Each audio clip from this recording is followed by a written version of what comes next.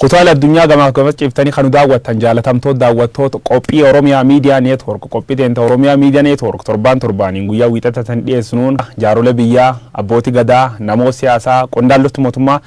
namoota akka qabannee sanii dhiyaachaa jedhanii abdiqqaan biyya Ameerikaa isaa ture baqata ture am jiraata akkasumas nama lafta abdiqqa bagna gaan dhufti galatoom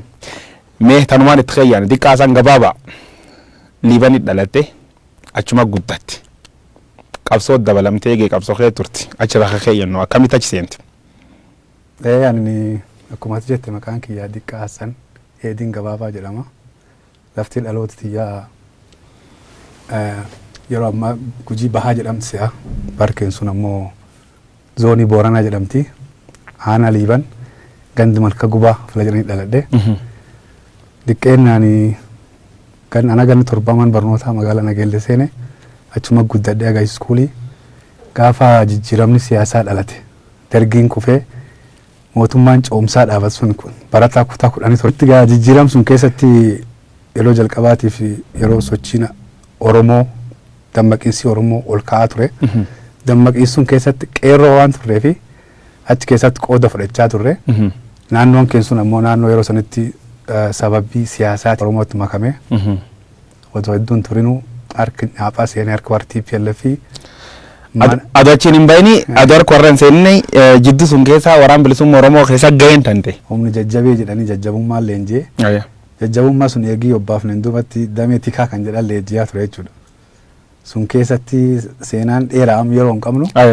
gabaabumatti odoo hedduun turinuu harka nyaaphaa seenee mana hidhaa Zuwaay kan jedhamu Nageellee ture Nageellee irra Zuwaay kan jedhamu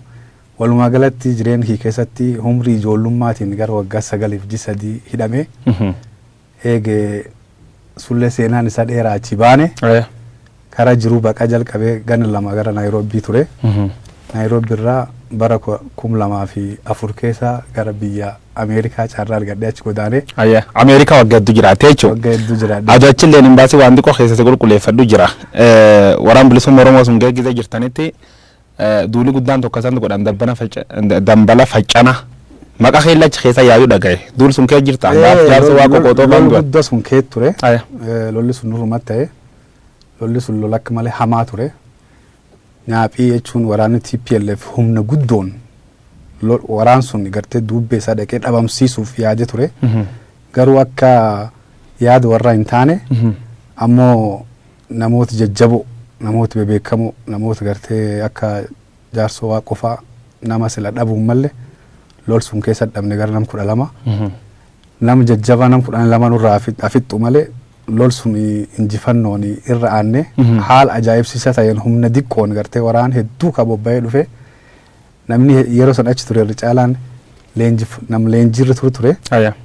akkasiin barsuun dabarsine jechuudha ammoo waraanni sun waraana jajjabaallee ture nam jajjabaallee itti dhabne fula qabamu teessin diqqoo har'aa somnu eessa qabamta akkamis Zuwaay dhufti no akki nutti qabamne naman nu hime namu waliin turretti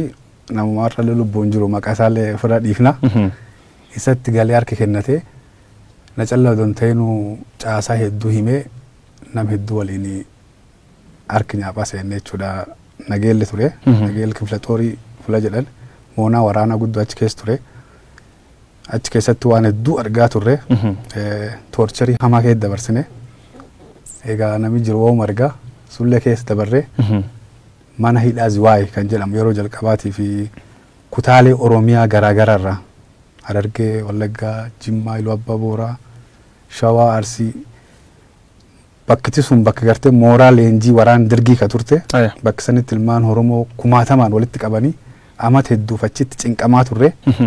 yoo gabaabsesitti mee nama 43 kan magaalaa Nageellee Booranaa irra jechuun ka'umaame guruuppii teen qofsitti mun jira beek ka Harargee dhufe akkasii ka nama hedduutti achi dhumate intina kan taarikii isaa si wal qabsiisanii haasan fadha ga'een nu jaarsa hamma komaandara gam khibba kan Tigree kan maqaan isa Gabre Dillaa jedhan kan birsi fidanii jedhan Gabre Dillaa yeroo sanitti itti gaafatamaa tikaa kan naannoo suni ture isa kan na qorachaa ture na qorachaallee ture na babbalachaallee ture gaaf sunitti akka amma gartee laafanummaa sanallee hin qabnu ijoollummallee waan jirtuuf babbala sullee irra dide yeroo sanitti gartee dhaamsa jajjaba ka jaarsoo waaqoo nu barsiise ka dhageettee hin dhageen agartee hin garre kan jedhu cichine habaawumuuf turtee hin turre waan kan beektaa hin beeku qof ka jedhu dhaamsisa sun irratti gorsisa sun irratti cichine sabab sun gula gartee warri gartee gaafa na qabsuun gartee kumaandoo ture maane ture dhani waan hedduu maqana hin taaneen itti himanii achiin dubatti yeroo na bir fida namcha xiqqa tokko gartee nam qalla tokko suniif gartee ichin de coqorsaa jedhe gartee maqaa akkasii. Achiin duun manidhaa turte manidhaati gizee baatu maatii keessan keessa nama hedduun dhumachuu dhaga'e turre namummaan wayii hase walii wanni jedhu manidhaa sun keessatti akkam seeta Firaansiin kun namsiisanii manidhaa jechuun nam rakkisa beektaa maqa bira dootti moggaasanii dansaa maan jennaan manidhaa jechuun akka namni hubatutti mana firri namu dhufee nam laaluu ka firaashii irra rafanii yookaan siree qabanii waan akkasiiti mitonni kun manni kun gartee galma guddaa isaati galmi tokko keessa man tokko keessa nam 180 faa nam 190 faa itti naqanii nutti cufanii oolanii simmintoodha wanni atafattiin jirtu wanni ataraftuun hin jirtu namni dhufee siquun nam hin jiru achitti balbalsi cufanii guyyaatti yeroo 2 daqiiqaa 15 mana ficcaanii si baasanii kanaafuu manidhaa jechuun nam rakkisa gartee maqum dhibitti dhabne malee haalama kee turre mana murtii si geessuun hin jiru mana murtii dhiyaachuun hin jiru waan si ajaa'ibu keessa beektaa yeroo tokko amma warri mootummaa dimokiraatawaa maanii fayyadanii yeroo haasaan beektaa na ajaa'iba beektaa nam tokko ka hidhamee ganni 9 ta'e ka guyyaa tokko mana murtiin dhiyaatin ka poolisii ilaa hin argin yeroo tokko dimokiraasii ture maanii jedhanii yeroo haasaan qoosaa fakkaatti kanaafuu manidhaa jechuun nam rakkisa bakka gartee ijoollee ilmaan Oromoo itti gidirsan jechuun mana gidiraa odofaa jedhanii wayya malee manidhaa jechuun nama rakkisa jechuudha. Achi turte achi baanaa maatii faa galtee naan dhage. Manidhaa sun keessa gaaf turre gartee namni hedduun lubbuun hin jiru aartii faa dabalatee anillee hin jiru jedhanii taasisaa ta'anii taasisaan beektaa miti boo'ichi ta'anii turanii. Gaafa manidhaati ba'ee galuu akka eessaa akka nam du'aa ka'ee tokkotti na ilaalanii garaa kaaraatti. Akkasin nasifatanii ulfaata ture walumaa galatti waan suni osoo hedduu haasa'uu baanne dansa achumaan bira dabarru. Keessa baate Naayiroobii baqatte Naayiroobii gizee baqatsuun ammoo waa wayii tokko jira jedha makiina wayii guldeemtee birrii 200 takka illee jiru sun nu bame. Istooriin sun makiina mooyyaletti ijoollee riyyootti iyyaa jirata qabsoo kee jirtu har'allee lubbuun jiranii tokko Aadaan Abdii Roobaa jedhamu gaar Saawuz Afrikaa kan jira tokkolleen gurmeessaa jennaani guyyoo diidaati maqaan isaa kadhaloota isaanti na simate gama mooyyalee jiranii qarshiin hin jirtu makiinaan jiru ka looniiti loon kan fa'ee gubba san kortee deemte jechuun Naayiroobii deemuuf kuniyyuu yeroo nurra fudhate gartee hedduu nama rakkisa ijoolleen tuni garuu achi keessa waan jiraachaa turaniif namoota shufeer kanaas waan beekaniif achi naa kadhatanii shiliinki 200 wayiillee gurmeessaa diidaa kan jedhamu kun hiriyyaa kiyya naa kenneeti. Makiina koree deeme beektaa. Makiina gubbaa kortaa suuzi. Gubbaa koree raddaati looni sun fakkaadhee koree deeme. Amma akkuma carraa ta'ee shamizii ture shiliinkii 200 keekke jedhee qilleensi na keessa fudhate 200. So makiina guyyaa deemaa oolee halkan deemaa oolee halkan dhufee Naayiroobii si buusa. Yeroo Naayiroobii buu namni akka illee beeku shiliinkiin 200 kuttee. Akkanaan Naayiroobii seenee. Gaayistariin Naayiroobii sulleen dheeraa bira kun nuti. Sulle birin kun sulle keessa waa inni ala dabarra achumaan deebinaa achokayya. Achumatti jaala wayii tokko irratti achi rakkoo dabarsitellee hedduu dhadhagaa ture. Tokko ammoo karaa gubbaatti jaala wayii tokko. Akkam seeta suni guyyaan jajjabaan guyyaa sun ture.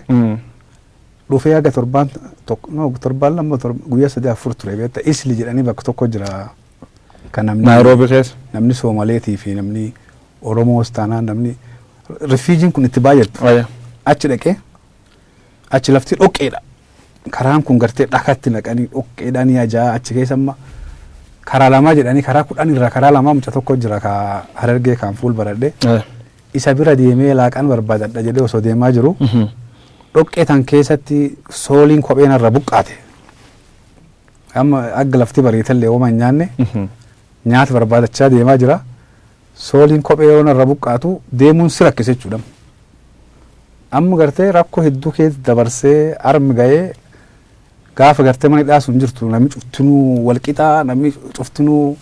iyyeesaa wayaan qabu kopheen qabu gartee namni kun wal jajjabeessa beekta akkan waan laaltee aartuun qabdu amma namni magaalaa guddoo akka Naayiroobii sun keessatti immoo namni kagarii makiinaan sibir ba'ee dabraa kagarii boonaa asii karabaati hidhatee akkan kan sibir ba'ee dabraa ati immoo jiruun akkasii dabarsitee bakka akkana sanalleetti yeroo kopheen sirra cittee rakkoo san jettu uf jibbita beekta akkan guyyaa sun duuba akka malee uf jibbee beekta guyyaa sun akka malee uf jibbee uf abaare waaqallee maa akkan nagootaa biyyatti keessa leettu dana ijjeefte na wayyu mana hidhaa sun keessa leettu dana ijjeefte na wayyu maaf akkan nagoota kan jedhu wedduna dhagaame ture anaa taa'ee uf abaaraa jiru mucaan hiriyyaa kiyyaa amma innis biyya Ameerikaa jira adoola baanataa jedhanii anaa taa'ee uf abaaraa jiru na bira akkam ba'e beekta isa argee yeroon akkan laalu naman fuul beeku shakke beekta biyyi tana quban qabu yaame adoola jedheen yookaan adaane jedheen jala hubaate is ta'uu xiqqoo shakke beekta maaliif jennaan jijjiiramee ufurdatee obboleettii yeroo san biyya alaatii qabatanii gargaarsa argate akka gaarii jira beekte achiin isaa wal argannee jireenyi sullee keessa ba'ees achiin duuballee nama hedduu wal baree bal'inatti ba'ee jechuudha gabaabumatti. Albaatee achiin duuba Ameerikaa waggaa 16 jiraatti. Amma gara 17 akkas jira. Gargar 17 jirta. Suniin dura immoo Naayiroobii tana gaafa jirru kana bayichi kiyyarratti gartee nama maqaan dhahamuu qabu. Obboleettiin tokko jira isiin nama Oromooti nama IOM keessa hojjettu Duree Nagaasaa jedhamti isiitti hedduu akka nu gartee caarraa sun argadhe lafa laa ba'u na godhe caarraa kanaan isiillee hedduu galateeffachuu barbaada. Ees jiraatam Dureen? Isiin IOM keessa hojjetti Naayiroobii jiraatti hagan quba qabutti ayyaa isiidha ka baay'ee nu gargaaree akka nuti biyya alaa caarraa kan argannu nu godhe tanaafi ulfaadhetaan IOM eegee ala baatanii leen duuba wamufiitiin jiraatanii OMN faa hundeessu keessatti yookaan gargaaruu keessatti illee gahee qabdanii jecha dhageen OMN maal faa gargaara? Yeroo dhugaasitti meeshaalee qabsoo Oromoo tana eegi manidhaatii ba'e gaagi manidhaa sun jirru guyyaa tokko qabdii murannee hin beeknu hedduu mooraalii qabna inumaa wanni nuti hin dhalachaa turre Rikeerdi Mr. Mandela fa cabsine waggaa 28ffaa irratti inni 27 dhamee mitire 28ffaa irratti bilisummaan as keessa baana dhaadannoo jennu qabanne baay'ee wal jajjabeessaa turre hedduu garuu qabsoo manidhaatii baanee dirree qabsoo yeroo dhufnu naannoo Moyyala sanitti haal qabsoon irra jirtu hedduu nu rifachiiftee abdiillee nu murachiiftee sullee bir dabarree Naayiroobii keessattis waan ta'aa ture yeroo yaadadhu akka malee mooraaliin tiina cabsa turte waanum qabsootiyyuu akka irraa baqadhuu fi inumaa waan keessa dabarreeyyuu akka gaabbu kana taasisu ture akkasiin biyya Ameerikaa yeroo seenu waanum siyaasaa kanayyuu dhiisee akkuma gartee itti utubee faamilii hiyyeessaa faamilii rakkattu keessaa waan dhufneeffacha akkuma itti uf jijjiirruuf faamilii keenya jijjiiruu irratti xiyyeeffachaa ture garuu qabsoo muuvimentii qeerroo keessatti sochii qeerroo keessatti kan waggaa afraan Jawaariin hoogganamte deemaa turte sun keessatti sun hamleetii akka harawaatti na kaafte waan dandeetti teennaa OMN ijaaruu keessatti qabsoo muuvimentii qeerroo keessatti haga dandeetti xiyyaatti wanni silaa wanti guddoo godhan hin jirtu san keessatti hirmaadhee jira jechuudha akka haaraatti mooraalee xiyyaa wanti sun na kaaftee jirti. Jawaariitti wal argine waan kan kaa'amne naani adoo abbaan liiban jiraachuu baate booranii nu sanuu hin jirtan naan jedhe Jawaarii wal beektan yookaan maal wanni nagan sirra faarse. Sulleen kijiba. Akka booranii namallee jiraatamaan jennaan namni lafa laa jirru gaheen nu qabnu akka malee xiqqoo ammallee gaafum biyyi jirruyyuu beekamtiin nu gostan keessa qabnu ijoolleummaan hidhamnee hin jirtu biyya laalleettoo fagaatte gartee barti giree suni baramtii PLF suni disconnected taate jiraatta beektaa deemtee gostan teetiin qunnamtee malaaf marii waliin qabaachuun hin ulfaatti namsiinaa sa'ellee rakkoo argeessisuu danda'anii biyyi tanallee luuxxee dhufte lafsun iyyuu dhaquun hin jabaatti turti. Tanaafuu gamsuun namni wanni guddoon aangoon hin jirtu garuu ammoo haga danda'u OMN gargaarsisii keessatti taatu karaa gartee yeroo sochiin akkas qabsoo Oromoo qeerroon finiinsisan keessatti formeeshinii gam Booranaa jiru ata'u haga dandeenyu wal mari'achaa turre yeroo uummat keenya ammoo warri liyyuu poolisii hadhee buqqisaa turetti warri waraanaas yeroo yaadataa Mooyyalarraa fixaa turan sanfaa ka uummatni keenya 10,000 oliin buqqa'ee keenya seenfarratti akka gargaarsi nu godhamu irratti Jawaar fa'aa waliin haasofne waan sun irratti waan tokko hojjedhee jira ammoo wanti inni jedhu sun agarsiisuuf hin geettu. Ayyee gara wanni dhumna dhiyoo san gar biyya dhuftanii achirratti dhuftan sun irratti armatti jiruuf jireenya horsiisee bulaa irratti qaama biyyi bulchu waliin mari'annee rakkoo uummata kanaati falkaa'oo ettanii dhuftee san sun gariin karaa dhibiin ilaalte gariin nallee dabalattee nutti himtanii achi yaamicha abbootii gadaa goone abbootii gadaa hoogganaa jedhan achi deemne. Egaa achi deemnee wanniin sun hin taane guutuu waan sun nullee nu hadhanii nu galchanii isaan waliin dhumne isaan ammoo achitti haftan. Maaltu achitti? Waan achitti ta'in duratti wanni kun ka'umsi akkam seetaa gamma jijjiirame kun laftan keessa dhufe. Nu gartee namni lafa jiru kun guddinni kenna heddumminaan akkuma Oromootiyyuu nam dhiibame biyyitan keessa ba'e. Dhiibbaatti biyyitan keessa nu baase oduu nun jaalatinu. Eegi biyyi keessa baanee biyya alaa haa jiraannu malee qaamaan biyya alaa jiraannu malee qalbiin asum jirra. Wanni uummata keenya nu dhagaamti yoo uummatni keenya beela waliin beelofna yeroo inni uummati keenya hadhamu yaadaan waliin hadhamna guddoo nu dhagaamti.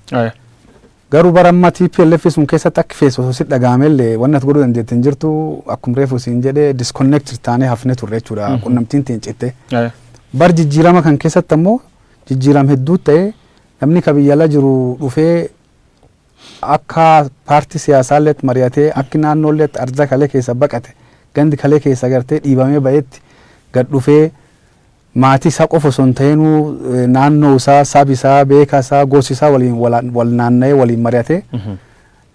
muuxannoo qabu wal jijjiiraa jira. Nulleen gartee akka naannoo dhalattoota Booranaatti waan kana irratti namootni tokko wal dhageenyu. Egaa Ameerika yeroo jedhan akkuma biyya Afrikaa kana beektaa namni sadi yoo Kaampala jiraate namni lama Naayiroobii jira namni lama Addis Ababaa jira Finfinnee jira tokko Jibuuti jira akkas jiraanna lakkoofsi keenya ka dhalattoota naannoo Booranaa kunilleen biyya alaatti baay'ee xiqqaadha biyya Ameerikaa san keessatti. Xiqqeen sun birallee hedduun keenya wal hin beennu wal beekitti birallee bakka garaagaraa facaanee jirra jechuudha. Kan keessatti gaa hagi yaadaan walii galuu dandeenyu wal qunnamnee ka ijoollee Yuuroop jirtullee ta Awustiraaliyaa jirtullee dhiiroo kalee dhiibamnee biyyi suni baane gartee qaamaan irra fagaannullee qalbiin tiin achi jirti maan godhuu dandeenya waan jedha wal gaafanne gartee wanni nu lafa teennee godhuu dandeenya akka malee xiqqoo yoo yaad qabaanneef yoo beekumsaa fi hubannoo waan qabnu deemnee uummata keenya waliin mari'annaa waan jedhaa irratti walii galle kan keessatti namni nu faallesullee hedduu ture ka waan kanumayyuu akka biraa fudhatu ka deemanii gartee warra uummataa waliin haasa'uun warra bulchiinsaa waliin haasa'uun hin barbaachisu warra jedhee akkasitti yaadulleen hin jira. Walumaa galatti ammoo nu namni hagii walii galuu danda'a. Hagii yaasun dura walii galle. Wal qabattanii dhuftan. Wal qabannee odoo wal qabanneen dhufin hin durattiyyuu warra bulchiinsaatiin gartee biyyi tun biyya mootummaa qabdu akkuma agartuun ka beekumsi isaaniitiin atin dhufti lakkisi yoo atin ittimte dhufti lakkisi yoo atin ittiin dhufti beektaa waan fedhan si godhuu danda'anii. Karaa kanaaf ijoollee teenne taa naannoo Booranaatti barnootaallee qaqqabduu taa marcuma mootummaallee jijjiirtuu qunnamnee amma jijjiiram kan keessatti kaleessa gartee warri TPLF marii akkana nuun hayyamu ardhammoo mootummaa qofa teennee eegachuu miti akka naannootti iyyuu rakkinnooti jiran rakkinnooti fakkeenyaaf akka gosaa waladhan kana ka keessoo gartee ofumaa lollamatti jira gartee naannoo teenna tokko ka dirreetti bahee namni gosaa waladhu lamammoo ka TPLFin fanjii keessatti tumtee namni gosaa waliin jaalanne ka walinaafu wal dhiibu wal jaajjus waan akkasii jira. Rakkoolee misoomaa jira rakkoolee nagaa jira karaa biraatiin ammoo paartiin Oromoo bakka lamatti gargar qoodamtee akkuma argaa jiru achi keessatti waladhan jechuudha. Waan kana gartee nu akka dhalattoota naannoo suniitti uummata lafaa wajjin taanee abbootii gadaa waliin taanee warruma mootummaa keessa jirullee warri mootummaa keessa jiru akka duraan nu hubannetti akka warra kaleetii miti akka warra kalee galtee kutaa 4 kutaa 5 irraa TPLFin fuutee bulcha zoonii bulcha maanii jettu waan hin ta'iniif jecha ijoollee barattee nama maasterii qabu nama barsiisota yuunivarsiitii fa'aa ture nama ijoollee jenereeshinii qeerrooti qubeetii kanaaf tarii waliin teenne rakkoo naannoo tana siyaasaa laalchi garaagaraallee qabaachuu dandeenyu waliin teenne waan tokko irra gahuu hin dandeenya alaalaatti gartee fagootti wal balaaleffachuun kun faayidaa hin qabdu jijjiirama kan keessatti akkuma naannoo biraa keessatti arginutti akka naannoo keenyallee teenne rakkoolee akka naannoo teenyaatti jirtan maan godhuu dandeenya waan jedhu nam gartee rakkoo argetti falatti barbaada duruu rakkum tanayyuu teennee wal marachuu qabna waan jedhuun kaanee dhufne wanni asitti argina ammoo hangama kiyyaan waan akka malee na gaddisiifte jechuudha akka malee itti rifadhellee itti gaabbellee jechuudha. Dhufu keetiitu iyyuu Dhufuu kiyya akka malee itti gaabbe. Ishi namoonni tokko tokko gizumi sanganaa ala dhuftaniyyuu gaafii gargara kaasaa turan. Fakkeenya mootummaa waltisan fidaa gareen ammoo warri warguutuma guutuutti aboo jibbuu biltsiginna saniin jecha turan. Eegi biltsiginna taatan biltsiginnaa maaliif yaadi san jedhan sanirra fudhachuu diddee horsuun keessatti tatammoo completely garee dhufteellee irraa adda bahu kan kedhagaye guutumatti warraanuyyuu yaadaan walii galuu hin dandeenye dhiiftee Finfinnee deebiti. Horsuun keessa maal ta'e horii hora akkam ture? Odoo korbeetta bakki nuti qabanne kan karoorfanne baatii 3-4 dura. Karoor gartee yaadi korri kun maal ta'uu qabaa, ees ta'uu qabaa, eenyu tirtirmaachuu qabaa waan jedha hunda akka dansa waliin mari'anne. Proposaalii baafnee gartee kor guyyaatti goonee lafa naannoo Boorana tana Booran amma daangaadhaan biyyalleen gargar qoodanii jiranii. Biyyi Itoophiyaa san keessalleetti biyyuma Oromiyaa tana naannoo Oromiyaa sanallee keessatti godinaan gargar qoodanii jiran. Booranni gammi tokko zoonii Gujii Bahaa jala kutamee tokko immoo zoonii Boorana jedhamee yaamama. So namoota gama Keeniyaa jiranis ka gama Liiban jiranis ka gama Dirree jiranillee nam keen ka barate ka biyyitan keessa bakka garaagaraa hojii garaagaraati jiru. Nuyi warra diiyaaspooraa ka intarestii waan kana qabu fedhii waan kana qabu karratti argamuu danda'u. Waan kana walitti qindeessinee mata duree walgayii kanaallee qopheessinee guyyaallee itti godhannee bakkallee itti godhannee akkasiin dhufne. Akkuma nu dhufneeniyyuu guyyaan kaansili ta'e. Guyyaan nu qabanne January 15 to 16. Guyyaan hin beekamne nuun jedhanne lilliitti hoteelii nu qabanii ijoollummaan teenne ta bulchiinsi kee jirtu ta bulchaa ta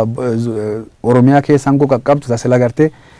nu dhiyeessitee akka tansa waan naannoo kanaa waan gartee akka keen dhukkubbii qabdu malaaf marii hedduu waliin mari'an jennee nu yaannu namni akkanuma si baqata. Harka si fuudhanii fuula eerpoortiitti dhufanii ruuf nu maratanii guddoo nu gammachiisan qarachitti. Eegee si waliin waari'anii taayimii siin kennanii akkanumatti oriyan jechuudha. Tarii warri kun as keessatti Finfinnee keessatti biiziidha. Jennee shashakkaatuma si what's going on waan jedha xiqqoo shashakkine cufaafuu guyyaallee nurra dabre eegee gaaf 21 fi gaaf 22 akka nu ta'u godhanii akkasiin yaabaloo dhaqqabne jechuudha. Adoo yaabal hin dhaqqabini marii sun irratti tokkoffaa namii nu qunnama turte Jawaar qunnama turte Abba Cabsaa yookaan Girmaa qunnama turte achiin duuba OMNs nu waliin jiraachuu qabaattanii gaafachaa turtan. OMN ammoo dhuftee san sullee hoteelii Lillii dhufnee gabaasaa turre. Achirratti ammoo dhufu OMN sun iyyuu akka hin jaalatin dhageenye namni keessa odeessu. Dhugaa turte wanni sun? Dhugaadha. Maaliif jennaan achitti rifadhe gartee nu waltajjiin nu geessuuf deemnu waltajjii uummataati. Kor uummata kor bal'aa malee wanni dhossaatu hin jirtu. Gartee malaaf mariidha. Fuula gartee fakkeenyaaf waan tokko miidiyaan dabarsuu hin qabnes yoo siin ka jiraat taate laaluun walitti himnee fakkeenyaaf namni walgayii farratti taaree jechin taanfa dubbachuu waan tokko miidiyaan tollellee waliin mari'atanii keessaa baasuu waan jiraati. Gaafuma achitti san arganiyyuu lilliitti hooggantoonni tokko isin rifattu ta'a fuul jijjiirratti arge beette. Kullee wamaa miti akkuma ati jettu waan inni Jawaarillee kanirratti odoo hin ta'in warra dhalattoota labsunii sillee taanaan nama akka Hamza Booranaallee taanaan Girmaa Guutamaallee taanaan nam cufaa yaadu waan kana itti haasa'aa ture silleen durii qaraa waliin beennu fasir dhufee sitti haasa'aa malee nama hedduun achiin dura itti haasa'aa ture jechuudha. Akka gartee namni keenya jijjiiram kan keessatti walitti gad dhufee kalee waltajjiin akkana jiraachuu hin dandeettu caarraa argam kanaa walitti gad dhufnee rakkoo naannoo tanaa walaasoofnee falatti barbaaduu qabna waan jedha nama hedduu dubbisaa ture. Akkuma ati jettee yeroo nu dhufneyyuu waan akkasii garree jechuudha. Tuninumaa iiziidha gartee taa asitti ilillitti agartuun homaa miti. Gaaf nu biyyatti gadi buune waan kanirra hamtuu ka gartee akka bofii yeroo muuxatu qolisaa achitti laf buusee deem jedhan akka gartee TPLF nu muuxisii laf Booranaatti dhiiftee deemte tokko waan akkasii argine jechuudha achitti. Boorana jechuun an akkan itti amanutti akkan itti beekulleetti madda dimokiraasiiti nam gartee dubbii baa hin dhowarre tagal dhowu malee nam taa'ee waliin haasa'uu danda'u aadaa akkasii keessa guddadhe. Sun callaa miti gartee biyya guddinaan biyya akka Keenyaa fa'aa keessa deemne akka gartee namni free electionii gartee keessatti deemsisanii namni kura dhahatee yookaan kampeen godhatee yookaan marcumaa baannatee dhan afaan naannoo keenyatti lafa akkasii keessatti waan sun cufaa lafteennaa hawwaa turre sullee bir dabarree lafa gartee addunyaa tan keessatti dimokiraasiin isii tokkoof fedha lafa akka Ameerikaa keessa jiraanne achi gartee waan kan namkeenna hawwaa turre lafteenna hawwaa turre gartee waan kan cufayyuu. Achitti waan akkana mun agarre. As booraan dhufnee yeroo nu jennu waan faallaa garree jechuudha. Waan faallaa gartee TPLF muuxisiitti achitti afoonnan siin jedheef iyyuu tana gartee warra mootummaa ka fuul guuru ka siin haasa'uu hin dandeenye ka siin mormu ka akka teerisorii akka gartee qinyi gizaati afaan amaaraatiin jedhan sun gartee ka naannoo san namni nuti seenuu hin danda'u jedhu ka waan gartee gosteen maqa balleessaa ka gosteen waliin maachi hin taane maan ennaan gosteen sirni gadaatiin beekamte dimokiraasiin beekamte nu fakkeen Oromiyaa dhibiitiyyuu taana jennee gaaf nu herregnetti warri paartii biltsiginnaa ammoo nu malee namni dhibiin as keessatti dorgomuu hin danda'u yaadayyuu yaada kenni malee yoo fudhadhi yookaan kasun faallesa mala mariyyuu caarra siin kennani waan hamaamtuu fokkattuu garree jechuudha sun callaa uummata haasofsiiftee uummata akka malee haasofsiise uummata haga beekumsi kiyyaatti nama hin beekin illee odeeffadhee dhiiban illee dhatte dirree illee dhatte waan achi dhageet rakkoo lafee jirti akka dansa odeeffadhe dhimmi dhibiin kan dhufeef hin jiru waanum gostiyyaatiif waanum jijjiirama laftan kee jira kana naquuqe tarii akka nam tokkootti beekumsallee akkas qabaachuu baadhu ekspiriyaansii qabuun gartee fi dhukkubbiina dhagaamtuun maan akka nam tokkootti achi lafa la taa'ee gum jiru achi taa'ee gaabbuu boo'uu aaruu odoo hin ta'in dhufee akka nam tokkootti maan hojjechuu danda'a waan jedha aaree akkasiitiin dhufee sunirraa ka'ee haga dandeettii xiyyaatti nama hedduu haasofsiisee nama hedduu mari'achiisee ummati achirraa waan guddoo hubadheeyyuu waan duraan gartee naan galiin akka ani itti hubadhee haasawum gartee Dr. Abiy falaalaa ture ka yoo riil dimokiraasii gartee filmaata haqaatiif dhugaa geeggeessinaa yoo namni nu moo'ee sammannee itti kennina amma achitti Oromoon gartee hin dhiitamtu hin hacuucamtu waan jedhaatiif gartee keessoo kennallee haaromsaa fi waan akkasii waan sun laalaa turen. Kanirraa kan ka'e gartee tarii gam jalaa kanaan namni hubannoo waan hin qabneef jijjiiramni kun gubbaa gabbawuu dadhabee kanallee haga dandeenye dhufnee dhiibnee seensifnaa waan jedhaatiin mooral akkasiitiin dhufe beete hojjaan gad bu'ee bara TPLF wayya siin jedha uummati waan si ajaa'ibu warri bulchiinsa jechi kana taayyeetti yuuzii gorse girrisaa waan jedhan tokko warri bulchiinsa warri girris tokko yookaan walgahii girridhanii gara daammaa kan horiyanii yookaan oofis hidhattee namni hin gartu. Namni yoo arguu feete manfarsoo deemuu qabda namni fuursii guura waan ajaa'iba gartaa jechuudha waan bulchiinsaa fi bulchiinsi gaarii fi maanii haaromsa wanni jedhan kaan hin jirtu dargaggeessaaf namni quma faalleessu gartee shanee jechuu jira maanii jechuu jira gam dhibii namoo danqaraa keessa warra dhibii jira ka hidhatee yaa'u kulleen asii OPDO jedhee abba fedhi jeessa abba fedhiidha waan hamtuu jira jechuudha laftee sun keessa gam kanaanii warra gartee mirgi siin kennin mirga haasa'uu siin kennin waan si ajaa'ibu keessa beetta laalamma sila beetta paartuma bilchiginnum jedhan tan keessa iyyuu dimokiraasiin jiraate wamaa miti paartii dhibii dhiibanii ufii isaaniitiyyuu gartee uf keessatti dimokiraasii qabaatan sila diqqoo wayyaadha. Waan si ajaa'ibu namni tokko yoo asirra shuumamee namni shuumam tokko fakkeenyaaf zoonii Booranaa namni shuumu as Oromiyaa irra shuumama Finfinnee irra shuumama akka Jawaar baan postaan dhaqa jechuudha. Akkuma dhaqee maan godha neetwoorkii isa ijaarrata nam aanaalee jirtu cufayyuu ka duraan jiru buqqisee ka biraa godhata jechuudha. Ka biraa godhachuu kan keessatti wanti gaddisiisa maan seeta namni dhalataa Waacillee fakkeenyaaf aanaa Waacillee bulcha ta'uu qabu yoo nam san jibbitellee achum keessa barbaadde nam dhalataa aanaa sun godhuu qabdaa miti inni neetwoorkii isa ijaarrata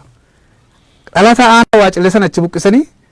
gara taltallee geessanii ka taltalleetti Waacillee bulcha ka Waacilleetti miyoo bulcha ka miyootti achi bulcha waan si gaddisiisa tokko militarii kumaand jechuu dandeette gartee ajajuu itti kennan achi si kaasanii achi deemi achi marcuma irra si darbanii deemi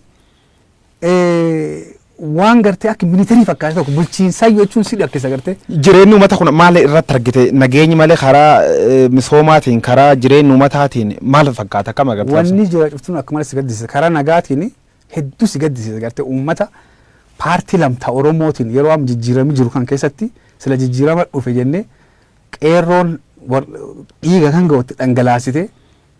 TPLF buqqiftee Oromoon furmaata argatte jennee yaannutti Oromoon bakki lamatti wal qooddee gama tokkoon paartii biltsiginnaa jedhanii asii magaalaa keessatti abba barbaadde iniiti ilitti baafti hin dhaanti yoo feetellee inni jeefti gama biraatiin ammoo guruupi dhibii jira taa woboo jedhan sun bosona keessa isiinis armaa abba feeti jeefti abba feeti dhaanti abba feeti saamti uummata gartee paartii lama tan jidduutti rakkatee iyyoomee karaa misoomaatiin duubattafe mirgi hin qabne dubbachuu hin dandeenye akkana kan argee dhufee jechuudha. Karaa biraatiin uummata jidduu isaatti ammallee qoqqoodamiinsa uumanii an fakkeenyaaf lafa liibansu godhatte waan hedduus itti dhaga'ama agarta jechuudha. Oromoo jidduu kalee TPLF'n fanjii keettee fakkeenyaaf gosa Oromoo Booranaa fi Gujii jidduutti akka isaan wal hadhan wal shakkan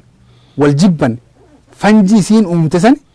haga duraanillee babal'attee argee dhufee jechuudha. In buqqaane iyyuu babal'atte. Buqqaa'uu dhiisii nu amma wanti guddoon tokko nu dhufneef sila osoo uummati kun nu dhaga'ee waliin mari'anna jenne waan biraa faayidaa tirfii jechuun bu'aa haaraa nuuf kennina. Fanjum kalee TPLF'n awwaaltee bira deemte kasiin mooyyaletti awwaaltee nageelletti awwaaltee uummat keenya jidduutti awwaalte tanum waliigallee akkamiin buqqifnaa kan jedhu ture yaadi kenna. Maaliif jennaan jijjiirama dhufe warri waan kalee baay'izawee yoo haasofnu warra hoogganoota OPDO illee bira deemnee haasofsiifnee jirra. Waan kan amananii jiranii maaf hin buqqifnee jennee gaafanna gaafin teen guddoon sun ture. Hooggantoota OPDO keessa hin argattan. Paartii biltsiginnaa durataa argine hooggantoota biraallee hedduu garree jechuudha nama maqaa isaanii jedhamu. Waliin teennee haasofne wannummaan akka amma wannan shakkaa jiru iyyuu maali bakkummaan gartee itti gargara yaad kenne faallessuun dhuftee fi nu dur dhaabbachuu jalqabaniif iyyuu asitti biiroo keessatti afaan dassasitti haasaanii tinsasiin mari'atanii eegii yaad kenne arganiin duubatti warri godina kunin akkuma asuma gartee chii jedhanii wayii tokko asuma yoo chisiin jedhan kaan dafanii gargalanii fuul jijjiiratanii jechuudha. Tanaaf konfiraansii keenya ka guyyaa lamatti nu qaban guyyaa tokko nu jala deebisanii ka guyyaa tokko sunillee wansi ajaa'ib keessa ajendaa nu dhufneen cufayyuu balleessanii wanni irratti gaafachuu fedha. Nu walumaan dhumnee nu seenuu nu dhowwanii san seentan isaniin daaspooraa ka dhuftan lakkoofsaan nam 15 dhiyaatan. OBN irratti si'a nama 40 wayii tirmaateellee ayuu dhageen. Walga'ii sun irra saniin daaspooraa nam meeqa tirmaatee nu seenne ajendaa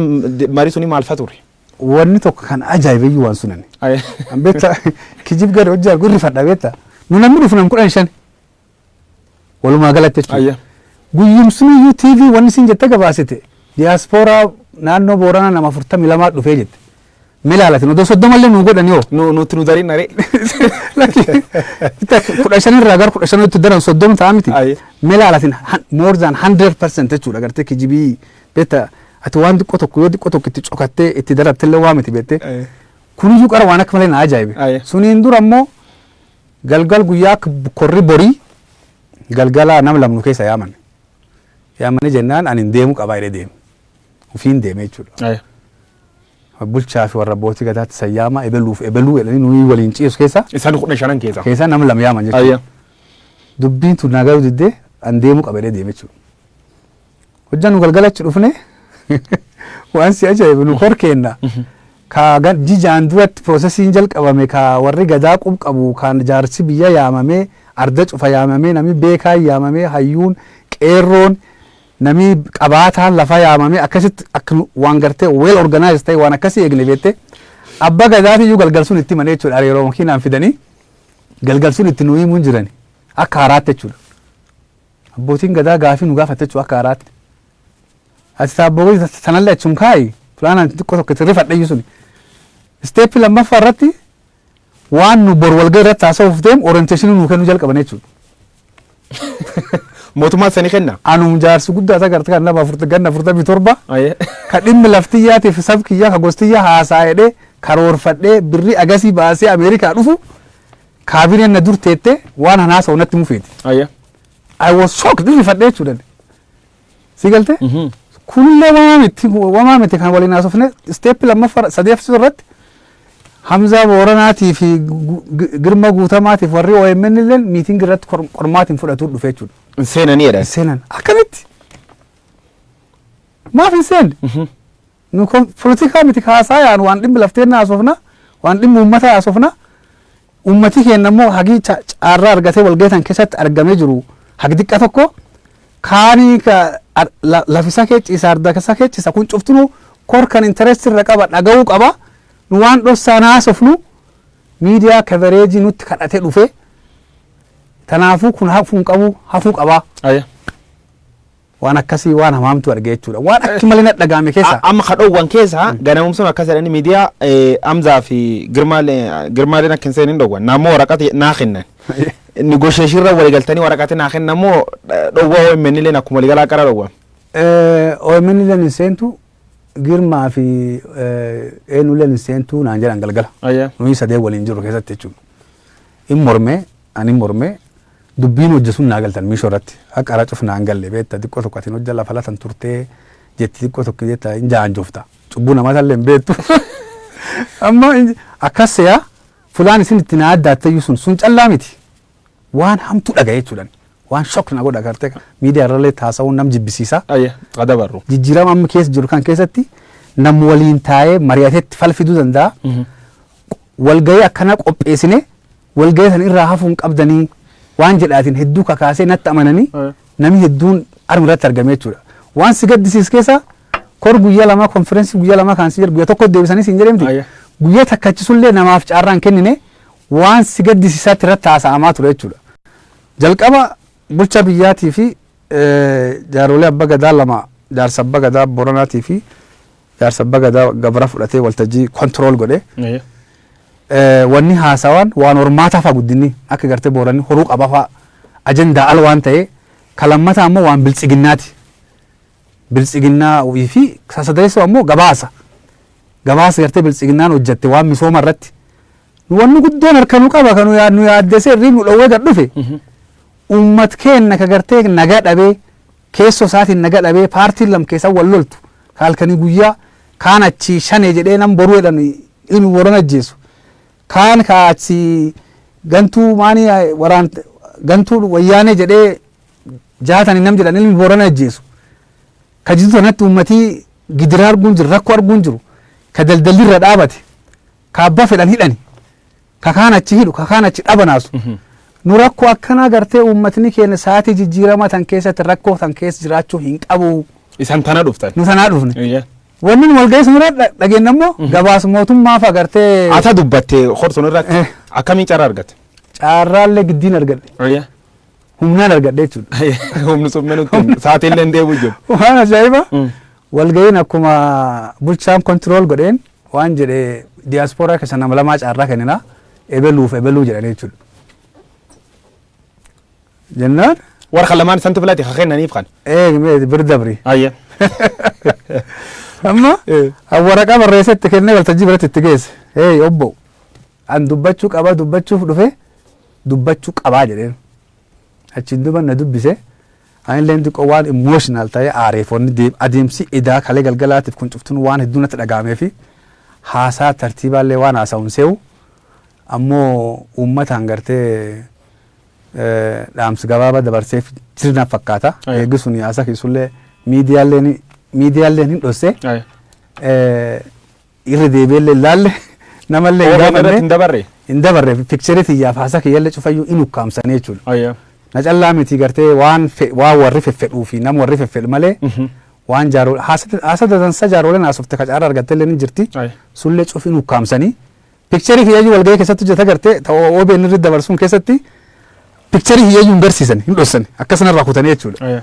Tanaaf gabaabumatti uummataanii politikaan paartiin siyaasaa har'a paartiin Oromiyaa keessa jirtu ilmaan Oromooti KFO ta'ii ABO ta'ii biltsiginna ta'ii ilmaan Oromoo jedhee amanan gartee uummatni ammoo gaafinni carraa argatu yoo namii dhufee gartee an akkan sii godha na fila akkan sii godha na fila irra wal dorgomu paartiileen hojja gartee dorgomaan jiraatte yoo uummati mirgi qabaate kabaja uummataaf kenniti amma garuu wanni jira akka uummatni chaansii biraan arganne karaa reefansiin jedhe karaa dabaatiin seenanii paartii biraa ukkaamsu dab kanatti hojjetamuu jira. Karaa biraatiin wanni guddoon as agartu achi keessatti uummatni keenya bulchaan isaa wakiil paartiiti. Namni paartiin filattee achi keeyyattu kan bulcha jedhanii asii finfinne ergani paartiidhaaf galata qaba malee uummata irraa ajaan qabu maal jennaan paartii shumate ummati shuumuullee nan da'u shaaruullee nan da'u. Kanaaf inni akka hin shaaramneef yoo shuumamellee namni galata irra qabeenyu paartiis shuumatti sun akka hin shaaramneef illee ummati irraa haajaan qabu paartii isaatiif fedhiif paartii callaa deeggeessaa jechuudha. Nu chaansi kan silaa jijjiiramee osoo dhufe dimokiraasiin argamte paaworiin gara ummata deebi'ee ummatii yoo sila namni filatte namni ummatii filat sun ummataaf kabaja qaba maaliif jennaan marcuma sunii fi beektee atiin bulcha taatee marcuma sun yoo argatte kabajaaleen argatta horiileen argatta horii sun ammoo ummatii kee yoo sii kenne ummati irra galata waan qabduuf ummat kabajdaa jechuudha yoo garuu paartiin sii kennite ummati kabajaan qabdu wanni guddoon nu garram sun kanuma ta'u jira jechuudha meeqa waliigalaa dhuftee saniyyuu irratti gareen gariini warkanaa waliin isan dhaatu takkuma reefu gaafadheen isan ammoo paartilee siyaasaa tan keessa ati qabsaa turte waraan bilisummaa Oromoo kee waggaa baay'ee dabarse sunii fidame asum deebiftee uumatumaaf dhumnaani biltsiginnaallee saniin jedhan biltsiginnaallee san dhiibti kanaafuu paartilee siyaasaa keessa san kam jirtan uumati waan maqaa garee adda addaatiin maqaa san irkaa'uuf. Ani obboleessi ilma Oromoo tokko Oromoo keessa Boorana. Nam lafa ala jiraatu waaqni qarqaaree caarraan lafa ala ba'ee lafa ala jiramu lammii illee tabiyya la qaba jireenya illee tabiyya la qaba yoo akkam guddatti ganni tokkotti yoo siin naataat bultii 15 faca'ee dhufuu danda'a malee laftaan kee jiraachuu illee danda'u. Paartii siyaasaa ta'uu fi aktiiv garteetiin akkasumatti akka wanan bulin deemte eegi paartii jedhanii hojii siirra madanii jira waa hojjechuu qabdi gartee. Paartii membarii paartiitu ta'uu hin danda'an lafa ala jiraadhee sittiiziin dhibii qabaadhee kiiloomeetira eegasii fagaadhee jiraadhee fedhiillee hin qabu ammoo deeggara ta'uu hin danda'a. Anam sa'aatii ammaatti wanni an deeggaru sila uummatni keenya caarraa dimokiraasii argatee nam isaaf ta'u beekatiin ijoolleen namni sabboonaan namni qajeelaan paartii cufaa keessin jira beek dabaalleen fula cufin jira. Qajeelaaf daba suni yoo uummatni mirga argate yoo inni dhufee uummata dur dhaabbatee ani ilma akkanaa ilma beluu diqqeen irra jabbitisse jabeessee guddinaan barnoota kiyya akkan jabeessee yoo sanna filta waan akkana sanii godha yoo jedhee dhufee itti himate uummatii ilmi guddisee dhalee guddisuun isa beeka. An caarra sun fedhiin tiyya malee. Kanaafuu tokkollee keessa hin jirtu. Sun ammoo namni sun ammoo paartii cufkee jiraachuu danda'a. Meebii mucaan dansaan mucaan qajeelaan sun biltsiginnaallee kee jiraachuu danda'a. Kanaafuu namoonni garuu qajeeltu deeggartaa jechuudha. Akkas jechuudha namni qajeelaan sun ammoo yoo achillee kee jiraate yoo sila caarraa argate warri waliin dhabu. Amma rakkoon jirtu qajeela kanaaf balbal cufanii wanni jira dabcalla nam dabdichi gartee ka uummata irraa ajaan qabne nam korraptir ta'e ka hanni aadaa isaa ka sobii aadaa isaa warra akkana han qofa caarraa argate nam dhugaa kaan cuf moggaa dhiibanii ukkaamsanii gubbata ta'an tanan dhaga'ama. Garee waliin dhufte keessa namni Finfinnee deebise qofa nallee naa bilbilta wal hordofuu jiru qofa wal qabna gareen taan cufta achitti hafti. Atam karoora kan jaban waan beektaa paartii taaneen dhufne beektan akkuma wal beennuun wal yaamtanii dhufte wal yaamnee wal haasofnee dhufne beekte paartii taaneen dhufne intaresti dhibiillee hin qaban as keessa. Amma qara namni akka kaasellee hin jiru ufumaan tarii akka ilma tokkootti keessatti wanni an bu'aa buusee jiraate jedhee dhufe. Armaan dhufne naan yaadi keenya waliin taane namallee hin mariisiifne an akkan